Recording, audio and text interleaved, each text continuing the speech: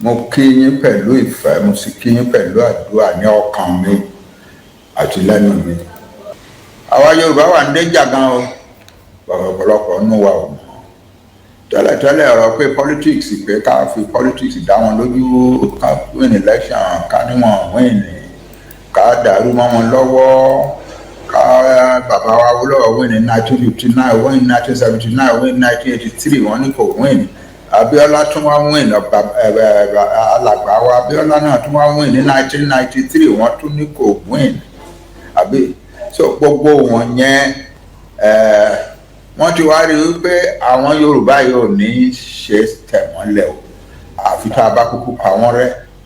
So àwọn Fúlàní ti ṣe ìpàdé ó pẹ́ tí wọ́n ti ń kó àwọn Fúlàní mìíràn jáde tí ó kì í ṣe ará Nàìjíríà pé ká máa bọ̀ wá bá wọn suppress àwọn indigenous peoples tó wà ní Nàìjíríà, especially the Yorùbá. Ẹ má jẹ́ ká tanra wa jẹ o. Danger tó fèsì Nàìjíríà tó fèsì Yorùbá nílẹ̀ Nàìjíríà ó pọ̀ gan-an ni o. Ká má tanra wa jẹ, ẹ má jẹ́ ká sùn o. Díẹ̀ nìyẹn tí mo fi fẹ́ sọ̀rọ̀ self-determination struggle wa.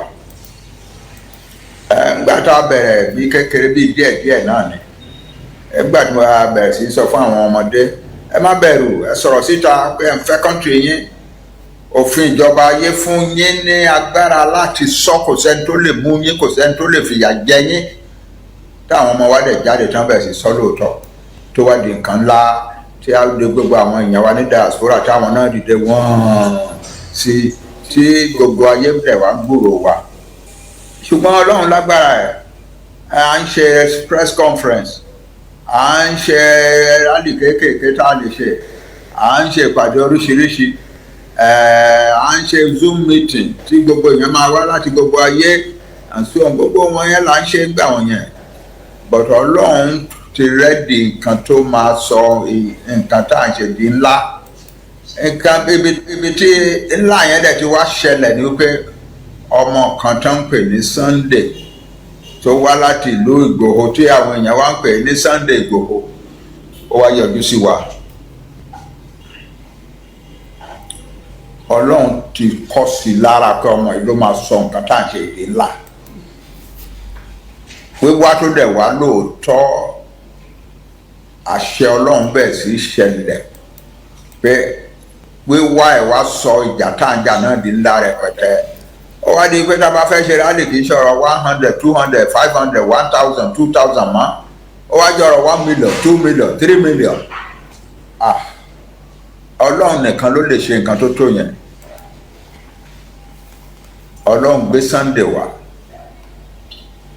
ó dẹ̀ wá sọ ìjàgbá wa náà di nǹkan ńlá rẹpẹtẹ. A dúpẹ́ lọ́wọ́ Ọlọ́run. Ìdí ẹ̀ nìyẹn ńgbà tán sọ pé wọ́n mú ní Benin Republic tí èmi àti Professor Adéyàn wà ní Benin Republic. Tá a fi decide pé we are going to stay here until we see him released. Ọlọ́run dẹ̀ ṣe ó gba ìlérí wájọ́ yẹn. And Sunday ní àwọn ìwà tó máa ń yà mí lẹ́nu Ọlọ́run mọ̀ọ́mọ̀ rán sí Yorùbá ni. Èkíní ìwà rẹ̀lẹ̀ tó ní ó ga jù, kò sẹ́ni tí Sunday kò ní respect gbogbo èèyàn. Èkejì ó ní ìwà wípé ẹnikẹ́ni tó bá ń ṣe ọ̀rọ̀ ìjàngbara, ó ń sọ ṣèpàdé kan láìpẹ́ yìí. Ó ní gbogbo ẹni tóun bá ti mọ̀ pé ó ní ìfẹ́ sí ọ̀rọ̀ Yorùbá, gbogbo wọn lọ̀rẹ́ tó mọ̀. Òun ò báyàn kankan ṣọ̀tá kankan. Kò sẹ́ni kankan tóun lè sọ pé kì í ṣe èèyàn, pé èèyàn ní gbogbo ẹni tó bá fẹ́ kí Yorùbá ká ní òmìnira ara wa kúrò nílẹ̀ Nàìjíríà is my friend and I'm close to all of them. Then ó tún wá ní ìwà kan tó ṣòro mọ̀ fún àpọ̀lọpọ̀ nínú wa. Kò sí nǹkan tó wà lọ́wọ́ Sunday tó tóbi tó láti gbé sílẹ̀ fún ìjà yìí ẹ̀. Èmi bàbá yín mò ń sọ báyìí lẹ́sìn fún yín. Sunday á ta ilé ẹ̀, á ti tà á tán kó tó wá sọ fún àwa yòókù pé ilé báyìí ó ti tà. Tí ọmọ mi Dúpẹ́ Onítìrí náà tóun náà dé mọ́ eléyìí tá a rí lára Sunday ó tóbi bọ̀ àtúmọ̀ nǹkan tó Ọlọ́run tó fẹ́ gbé jáde léléyìí o díẹ̀ náà tí mo bẹ̀rẹ̀ sí bẹ gbogbo yín ẹ jẹ́ ká fà mọ́ra ẹ jẹ́ ká bá ṣiṣẹ́ pọ̀ ẹ jẹ́ ká ṣe kíní kan Ọmọlúkà ló kọ́ wá sọ fún mi pé àǹtí nǹkan jẹ́ onítìrí mo ní mo mọ bàbá ẹ ṣùgbọ́n mi ò mọ̀ fúnra rẹ̀ torí ọmọdé ni gbà tó yá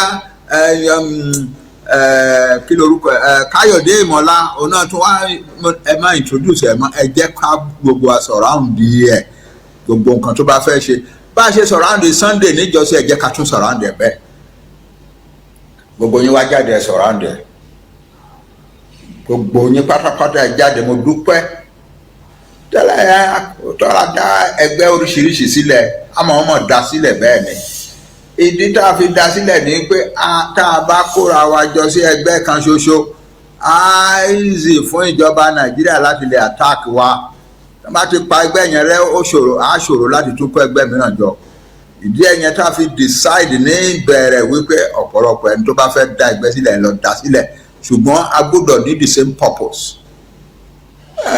rivalry díẹ̀díẹ̀ ò lè ṣàìsí ṣùgbọ́n rivalry wa ò di nǹkan rẹpẹtẹ kò di nǹkan tá à ń bára jà tá à ń ṣépè fúnra wa sí ìgbà tó dàbí pé ẹ fẹ́ máa ṣépè láàrin kan mo dìde mo ẹ má jẹ́ àṣẹ gbogbo yín ẹ̀dẹ̀ agree pẹ̀lú mi ẹ̀dẹ̀ obey nǹkan tí mo sọ à ò ṣépè mi gbogbo ẹ̀ ń lọ tó ń gbà tí ọmọ mi dúpẹ́ tó dé inú mi dùn ó ní petition kó ké àwọn ọmọ kan ti ń ṣe petition yẹn lọ́wọ́ kó tó wá ẹ jẹ́ ká kúkú kó gbogbo ẹ̀ pọ̀ a ti kó gbogbo ẹ̀ pọ̀ gbogbo á dẹ̀ ṣe ó máa ruwo yẹn pa dáadáa èmi bàbá yín dẹ̀ àti gbogbo yẹn yòókù á dẹ̀ sowọ́ pọ̀ àwọn ọmọ kéékèèké fọ́n káàkiri àwọn ọmọ kan pè mí níjọ́ kan láti Burkina Faso mo ní kí lẹ́yìn ṣe ń bẹ̀ lóru ní Burkina Faso wọn ní àwọn ọ̀rẹ́ wọn àwọn fámìlì wọn wà ní Burkina Faso wọ́n fẹ́ fa sign petition yẹn ìdí mo ní ìdí ẹ̀ lẹ́sẹ̀ lọ sí